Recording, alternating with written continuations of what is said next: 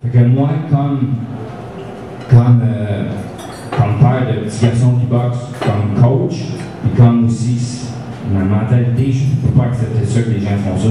Surtout que les raisons des frais d'avocat sont incroyablement pas bonnes. Je vous dirais que par la suite, au même meeting du 12 juin, M. Chiasson qui me provoquait beaucoup, je ne sais pas s'il voulait annoncer mon retour ou quelque chose de même, mais il s'est passé quelque chose, puis ils sont sauvés en disant très long. M'accusait qu'à cause qu'on était rendu à 12 jours de l'événement, que les officiels n'avaient pas été appelés, aucun officiel n'avait été invité à ce tournoi-là, n'oubliez pas qu'il tombe le 24 juin, une fin de semaine très longue. Fait qu'il y a beaucoup de gens, beaucoup d'officiels qui ne seront pas à la compétition parce qu'ils n'ont pas été invités. Ben, M. Chiasson trouvait ça drôle de me dire qu'il était minuit moins 5, il fallait que je me dépêche, je l'aurais rencontré, sinon il n'y aurait pas de compétition. C'était un fait, je ne comprends pas pourquoi c'est moi qui ai invité les officiels, mais peu importe. Je vous dirais que le 15 juin, mardi passé, on a eu une meeting téléphonique avec le nouveau président, que je félicite le président, Tony Germain, qui est le nouveau président, qui est l'adjoint de Pierre Chiasson. Aussi, président, je pense, de l'Estrie aussi, je crois. Et Kenneth Piché, on a eu un meeting téléphonique. Au départ, le meeting, ils m'ont dit qu'on a discuté sur le format du tournoi de double élimination. N'oubliez pas que j'ai fait le tournoi en 2008. J'ai une lettre de M. Kenneth Piché. J'ai des notes de M. Kenneth Piché, comme quoi, pas Kenneth Piché, mais de M. Chiasson, comme quoi c'était un merveilleux tournoi, une initiative incroyable de faire un tournoi de double élimination, puis on l'a fait avec succès, puis tant mieux, ça a bien marché. Là, à moins d'une semaine de vie, on m'a dit que c'est plus une bonne idée de faire un tournoi de double élimination, que on devrait faire revenir un tournoi traditionnel, que j'ai refusé parce que ça fait des mois que j'invite partout le monde entier à venir à notre tournoi de double élimination qui assure 2 compétitions assurées par compétiteur. Donc finalement, on a réussi à s'entendre sur un format de tournoi de double élimination. Par la suite, mon partenaire officiel de l'événement, qui est le rival, dont M. Amber est président, on m'a refusé la tenue de prendre les gants rivales pour la compétition. J'ai dit, pourquoi on ne peut pas prendre les gants rivales, c'est mon partenaire officiel de l'événement. Rival donne à chaque gagnant, mon équipe, chaque gagnant va donner 50 $ de rabais à l'achat des équipements rivales. C'est un très beau cadeau pour nos boxeurs. On s'en va vers quelque chose où on veut éventuellement donner des bourses pour les boxeurs, puis donner éventuellement des ceintures. Fait qu'on me dit qu'on peut prendre des gants, je demande la raison pour laquelle, il me dit que ces gants-là ne sont pas approuvés. Fait que je dis non, c'est faux, les gants sont approuvés US Boxing. On me dit que Box Canada refuse ça.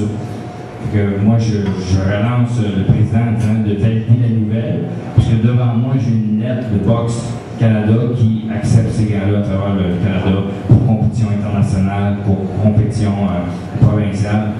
Puis eux me disent que même si Box Canada accepte, eux n'accepteraient pas ces gants-là, qui est de mon partenaire officiel. J'ai juste fait le lien que les gants sont refusés juste parce qu'il y a un problème avec M. Amber. C'est juste pour la seule et unique raison pourquoi les gants sont refusés. Mais je dis c'est correct quand même. Je dis qu'on discutera de ça. Par la suite, je demande une dernière faveur avant de terminer l'appel. Où ce que je demande, si possible, je demande que M. Chiasson et le président des officiels ne soient pas présents à la compétition parce que je pense qu'on a un problème de compatibilité, moi et lui. Je ne savais pas, mais là, je pense que M. Chiasson m'a nargué beaucoup. J'ai dit, on est peut-être mieux de ne pas faire la même compétition, travailler ensemble pendant 4 jours, l'organisateur avec le président des officiels pendant 4 jours, côte à côte, à se frotter les mains ensemble. C'est peut-être pas une bonne idée pour le dentier de quelqu'un. Et puis, on m'a refusé cette demande-là. Ça veut dire que, en regardant mes chiffres, je vous dirais que la Côte du Québec, c'est un budget de plus de 45 000 $. Déjà, près de 10 000 $ est investi en publicité, en frais téléphoniques, en engagement d'employés pour la promotion et tout. Est-ce que je suis mieux de continuer une compétition qui risque peut-être de ne pas se faire parce qu'il n'y a aucun officiel d'appelé à une semaine d'intervalle? Puis on parle de 5 officiels par ring, on parle de 3 rings assurés, la possibilité d'un 4 rings, puis c'est annoncé depuis plus d'1 an. Ça. Puis une semaine de là, il n'y a rien de fait. Est-ce que je suis mieux de risquer qu'on s'astine pour les gants de boxe à cause de mon partenaire officiel? Il va peut-être me quitter ou je ne sais pas si on ne prend pas ses gants, mais il investit beaucoup dans cette compétition-là, puis avec raison. Est-ce que je suis mieux d'arrêter la compétition, de dire à tout le monde, écoutez, il y a quelque chose qui se passe pas, ou de faire une compétition puis de risquer de tout perdre? Vous savez que moi, je ne suis pas un millionnaire du tout, je suis un petit propriétaire de gymnase, un bon gymnase, mais quand même. Et puis, je ne peux pas risquer financièrement de risquer que ça ne marche pas du tout. Si toutes les autres provinces viennent ici, la compétition ne marche pas ou n'a pas lieu, ça va être encore bien pire que ce qui arrive là. C'est pour cette raison que j'ai dû annuler la Coupe du Québec, malheureusement. Et j'en m'excuse à tous les boxeurs et les boxeuses qui se sont sacrifiés tout le début d'été, quand même, tout le printemps pour s'entraîner cette compétition-là. Je sais que la preuve est là, que près de 300 inscriptions. Je pense que c'est une compétition majeure à travers, c'est la compétition la plus grosse ici au Canada. C'est une des compétitions qui devient majeure à travers le monde. Puis on est obligé d'annuler ça à cause que les gens, je ne veux pas dire les mauvais mots, mais les gens ne pensent peut-être pas à la boxe, ne pensent peut-être pas à nos jeunes en gaspillant l'argent et en sortant différents prétextes pour cette situation. Que je m'excuse, je suis obligé d'annuler comme ça.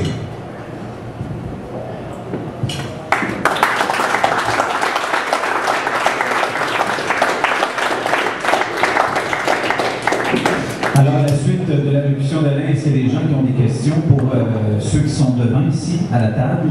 Si c'est le cas, levez votre main, s'il vous plaît. On parlait de dire que les problèmes perduraient depuis 2 ans. Qu'est-ce qui fait que ça traîne en longueur? La question, c'est pourquoi ça dure depuis 2 ans? Eh bien, je vous dirais qu'à l'été 2009, tout en discutant avec M. Hamburg, qui a pris des poursuites judiciaires contre le reste du CA. Okay, puis c'est à cause de ça un peu que j'ai démissionné, parce que tous les gens croient qu'est-ce qu'ils entendent, mais jamais personne n'a demandé à M. Hamburg pourquoi tu prends des poursuites, qu'est-ce qui se passe de si grave que ça. Je vous dirais que cette chose-là, on a réussi. J'ai rencontré chaque membre du CA personnellement pour essayer de le faire entendre. En tout cas, M. Hamburg était prêt à retirer ses accusations, de finir tout ça à l'amiable, mais on a refusé. M. Chiasson a refusé de négocier.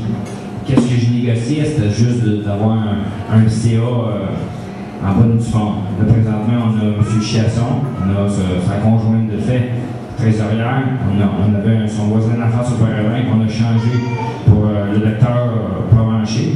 On a un des entraîneurs,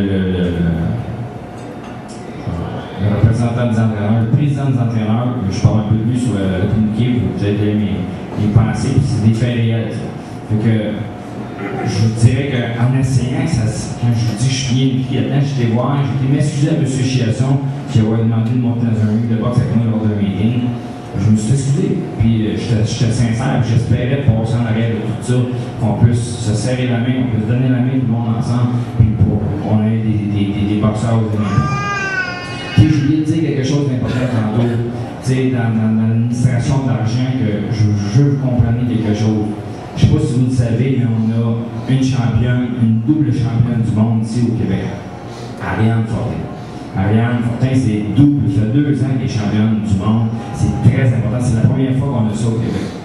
Mais si je vous poserais la question, qui d'après vous paye ses billets d'avion à Ariane Fortin? Vous me diriez sûrement Box Canada, parce qu'elle relève de Box Canada. Je vous dirais Box Canada, ils n'ont pas les supports financiers pour faire ça. Vous me diriez sûrement Box Québec, puis je vous dirais non. C'est Ariane Fortin qui est championne du monde, qui doit payer de ses poches ses billets, comme plusieurs autres membres de l'équipe nationale qui